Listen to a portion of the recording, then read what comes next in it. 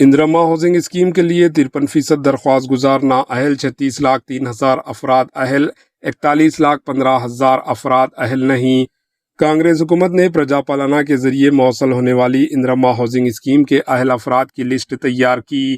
اس scheme کے لیے جملہ 77,18,000 درخواستیں وصول ہوئی، جن میں 36,03,000 یعنی 46.3% درخواستوں کو اہل قرار دیا گیا ہے، جبکہ ماباقی 41,15,000 یعنی 53.3% افراد کو نااہل قرار دیا گیا۔ سطح غربت سے نیچے زندگی گزارنے والوں کو اس اسکیم کے لیے اہل قرار دیا گیا۔ محکمہ ہاؤسنگ نے اہل اور نااہل امیدواروں کی تفصیلات L1 L2 L3 کی لسٹ تیار کی ہے، جس کے تحت حکومت ہر سال ہر اسمبلی حلقے کے لیے 3,500 مکانات منظور کرے گی، جو جملہ 4,50,000 ہوں گے۔ اندرما ایپ پر مکانات کی درخواست کی تفصیلات پیش کی گئی ہے۔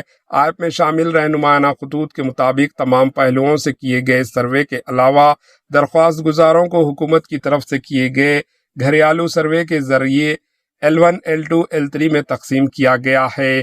L1 میں 23,05,000، L2 میں 31,44,000، L3 میں 42,69,000 درخواست گزار ہونے کی وضاحت کی گئی۔ L1 کی فہرست میں ایسے درخواست گزار ہیں جن کے پاس ذاتی زمین تو ہے مگر گھر نہیں۔ L2 کی لسٹ میں ارضیات اور مکانات میں رہنے والوں کو شامل کیا گیا۔ L3 کی لسٹ میں گورنمنٹ امپلائز، ذاتی گھر اور کار اور ٹیکس ادا کرنے والوں کو شامل کیا گیا۔ دیہاتوں، اربن ڈیولپمنٹ اتھارٹی اور میونسپلٹی کے مطابق ہاؤسنگ ڈپارٹمنٹ نے L3 لسٹ میں 42,69,000 افراد کی شناخت کی ہے۔ ایک اور فیلڈ تحقیقات کے بعد یہ تعداد 41,15,000 تک پہنچ گئی۔